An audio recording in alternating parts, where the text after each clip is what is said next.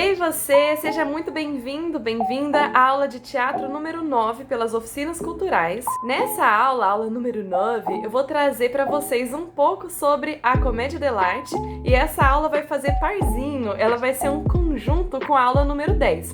Então hoje eu vou trazer um pouquinho da teoria e na aula 10 eu vou trazer para vocês uma prática inspirada na comédia dell'arte.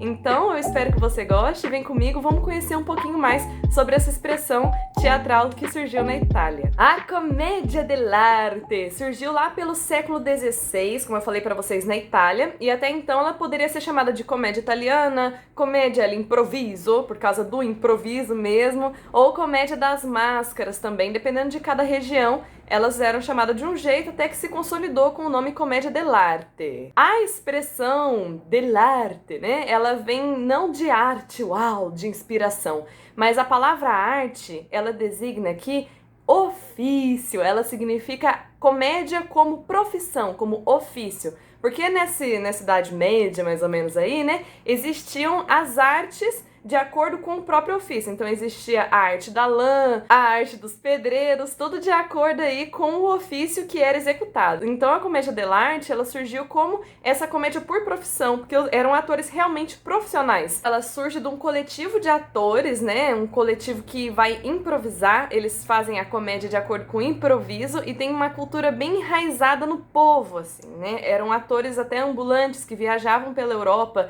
apresentavam-se em praças públicas, e tinham essa forte tradição familiar também e essa tradição fincada na cultura popular. Tanto que eles têm uma origem até nos mimos aí que são ambulantes, que eram ambulantes, né, nos improvisadores. Também tem um impulso aí do carnaval com as máscaras, além disso também com a sátira social, que é bem forte na comédia dell'arte, e também contavam com apresentações assim acrobáticas e pantomimas, porque na comédia dell'arte existe uma coisa muito forte que é a expressão do corpo, muito mais do que um texto decorado, falado, que não existe, a gente vai ver isso também, não existe um texto, não existe uma literatura nesse tipo de teatro, mas é uma comédia muito a ver com a gestualidade, né, tanto que eles usavam máscaras também, então aquele corpo do ator é um corpo bem ampliado, baseado no improviso, pegando uma sátira social de um cunho bem popularzão mesmo. Mas calma lá, existia sim a palavra, tá, gente? Os atores, eles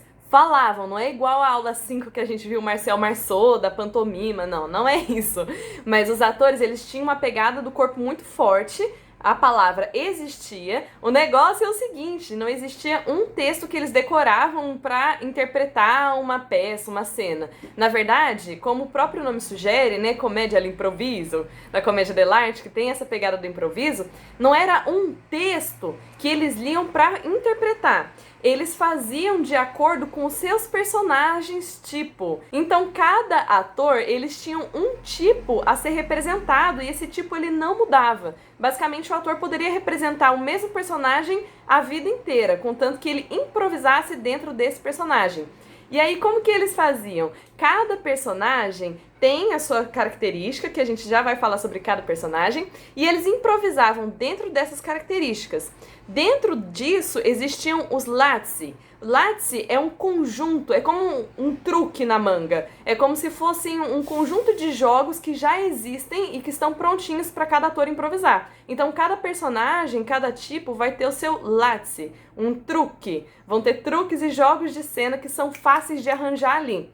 Dentro desses lazzi, a gente consegue ver na comédia dell'arte, vai ter um conjunto de ações. Então, como que seria um texto da comédia dell'arte? Seria um roteiro de ações, com início, né, uma entrada, tempo de saída, entrou aqui, saiu aqui, vai acontecer tal bagunça, tal confusão vai acontecer nesse momento e o desfecho vai ser tal. Mas não existia um texto decorado, eles improvisavam em cima das ações e cada ator, intérprete, tinha ali um conjunto de truques na manga para poder fazer isso acontecer. Então, gente, dá para perceber que os atores realmente eram profissionais porque dominavam essa habilidade, essa técnica de improvisar em cima de um roteiro de ação, né? Eles tinham os seus truques, mas eles também seguiam um roteiro de ação. A esse roteiro de ação a gente dá o nome de canovaccio, tá bom? Também a gente pode ouvir falar como canevas, mas eu tô falando aqui canovaccio porque foi da forma que eu aprendi. E dentro disso, cada um vai explorar ali o seu repertório, que eles dominavam mesmo essa interpretação de cada personagem tipo. Aí que a gente já falou dos Lazzi, dos Caniovatio, agora a gente pensa sobre o que eles falavam, né? A gente sabe que é comédia, eles improvisavam, legal, e um outro recurso que eles usavam também era o quiprocó, que é uma sequência de confusões, assim, que acabam ficando cômicas, né? Coisas que confundem. Então tinha muita cena de travestimento, né? O homem que se veste de mulher, a mulher que se veste de homem, confunde a personalidade. Também tinha o casal de amantes que não podia ficar junto, ou que tinha algum velho libidinoso lá enchendo o saco da mocinha jovem. Por causa dessas cenas de confusão, também tinha cena de reconhecimento no final da peça. Tinha rico que ficava pobre, pobre que ficava rico. Aí é sujeito que desaparece, aparece, é viajante que aparece e faz mal confusão. São os empregados que também armam sempre algum tipo de bagunça, algum tipo de traquinagem. Enfim, a comédia dell'arte, ela tem essa base no improviso, né, na comédia popular, e também acaba criticando bastante os padrões, porque vocês vão ver que tem os personagens que são os servos, os criados, então vai ter uma crítica social ali à burguesia, até porque os personagens que são mais criticados são os patrões, que é o Pantalone e o Dottore, basicamente entendendo que é uma comédia aí de intrigas, de confusão, de quiprocó, de bagunça, mas que acaba tendo essa base popular aí e traz arquétipos que são muito marcantes, mesmo no nosso subconsciente coletivo, até hoje, porque é uma comédia de tipos, de arquétipos. Então, vamos lá para os tipos para a gente conhecer. Sobre os personagens, esses tipos, esses arquétipos que caracterizam a comédia dell'arte, a gente tem duas divisões principais, assim, né? Tem os personagens que são os ridículos e os personagens que são sérios. Os personagens ridículos, eles usam máscaras e os personagens sérios não usam máscaras, tá? Dos ridículos, a gente tem os criados, que são os Zani, e eles trazem essa característica cômica, geralmente são eles que vão causar confusão, causar comicidade, e também tem os velhos, que são os patrões, são geralmente figuras paternais, o Pantalone ou o Dottore, e aí eles também são personagens cômicos. Esses personagens cômicos, ridículos, porque dá para se rir deles, eles usam máscaras. Já os personagens sérios são só os enamorados, os amanti, innamorati, os amantes da peça, que geralmente são os jovens. Então, eles até podem criar confusão, eles podem fazer coisas engraçadas, mas eles, em si, eles não são cômicos, a gente não dá risada deles, mas do que eles fazem, né? As bagunças que eles podem causar. Esses não usam máscaras. Agora, os velhos ou os criados, eles são engraçados por si mesmos. Cada um tem uma característica que é bem marcante. Daí a gente pode passar de personagem em personagem para vocês entenderem como que são esses tipos e o que torna eles cômicos. Vamos começar pelos mascarados, que vai ser bem legal, que são os personagens ridículos, que são cômicos. E aí a máscara, gente, é um elemento importante na comédia dell'arte, porque a máscara, com o passar do tempo, ela sozinha consegue expressar qual é a característica do personagem. Né? Ela consegue expressar e sintetizar como que é cada personagem. Não é curioso? Eu vou mostrando para vocês também as imagens de máscaras com esse livro aqui. Tcharam! Peguei aqui. Esse livro aqui, A Arte Mágica, do Amileto e do Donato Sartori, que foram, né, grandes mascareiros italianos. E aqui no final tem um catálogo exclusivamente com fotos da comédia dell'arte, com as máscaras que eles fizeram para a comédia dell'arte. Daí eu vou mostrando pra vocês também e as características pra gente conhecer melhor. Vamos começar pelo Zani. O Zani tem a origem da palavra Zani pode vir tanto do nome Giovanni, do italiano, ou da palavra grega sanos, que significa bobo. Esses Zani, eles são justamente os criados, os bobos, os que causam uma comicidade. Eles são os agentes da comicidade que vão fazer atrapalhada, confusão. E aí, geralmente, os Zani, eles se dividem em dois companheiros de cena, como se fosse o gordo e o magro, sabe? O esperto e o burro. Então, eles ficam nesse joguinho. Então, geralmente, o primeiro Zani é aquele esperto, é aquele manda-chuva, que vai ser sagaz, que vai querer armar alguma trapaça, vai querer armar alguma confusão. E o segundo Zani, ele já é aquele mais bobo, aquele que vai e faz, que aceita tudo que o primeiro fala. Derivados do Zani, a gente tem os personagens mais, assim, até conhecidos. Um primeiro deles, por exemplo, é o Arlequino, que é aquele personagem que é esperto, que é guloso, que é safo, que é ágil e que se movimenta com bastante agilidade. Não sei se vocês se lembram, também na aula 5 tem um exemplo do Dario Fo, que ele tá lá se gesticulando, ele tá interpretando um arlequino. Então, se você não viu Aula 5, volta lá e assiste. O arlequino, né, a gente até pode chamar aqui no Brasil de Arlequim, aquele personagem que às vezes a gente até conhece do carnaval, né? O arlequim, ele tem aquela roupa que é geralmente colorida, né, com os quadradinhos, que é como se fosse uma roupa de palhaço, uma roupa remendada mesmo, né? Com o tempo ela foi ficando bonitinha, mais organizadinha, mas na verdade essa roupa inicial do arlequino, ela é um remendo mesmo, de retalhos. Esse daqui é um exemplo da máscara de arlequino. Esse daqui é um arlequino que tem traços mais de máscara de macaco, né? Cada máscara também, ela pode fazer alusão a um bicho, a um animal. A gente vai vendo isso com o tempo. Então aqui a gente tem um arlequino macaco, né? Um exemplo, ele geralmente tem esse calinho aqui na cabeça. Essa máscara do lado aqui é uma máscara de design, não é uma máscara de arlequino, mas de design, sem ser a derivação arlequino, tá? Uma outra máscara de arlequino também é essa daqui, que é o arlequino gato. Então o arlequim, ele pode ter tanto traços de gato quanto de macaco, que são bichos ágeis, são safos, são rápidos, tem uma movimentação que é bem pulada. Isso caracteriza bastante a movimentação do arlequino. Então essa daqui é mais inspirada no arlequino gato. Daí aqui tem outras máscaras de design, né? Aqui é o Trufaldino, tem vários nomes de design, tá, gente? Tem várias derivações.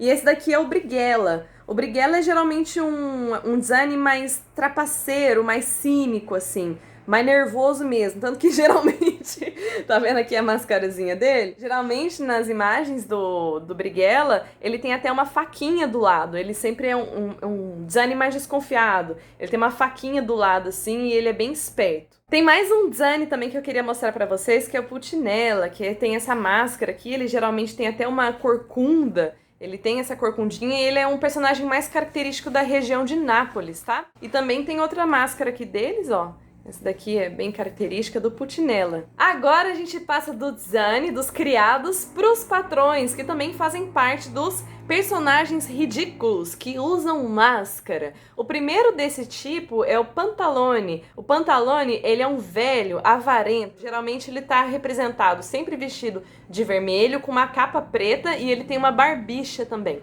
Ele é mais caracterizado por ser realmente um velho, né, senil, avarento, que não abre mão do dinheirinho dele, tanto que no figurino também ele costuma ter esse saquinho do lado, que é um saquinho de moedas, avarento, e também vamos falar de um jeito bem escrachado, ele também é caracterizado por ser um velho tarado.